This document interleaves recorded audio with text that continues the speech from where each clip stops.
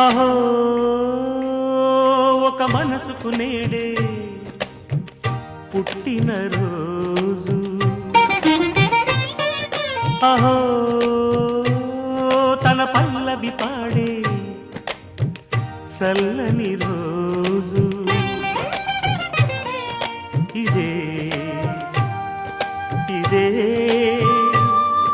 కుహు స్వరాల కానుక, మరో వసంత గీతిక జనించు రోజు.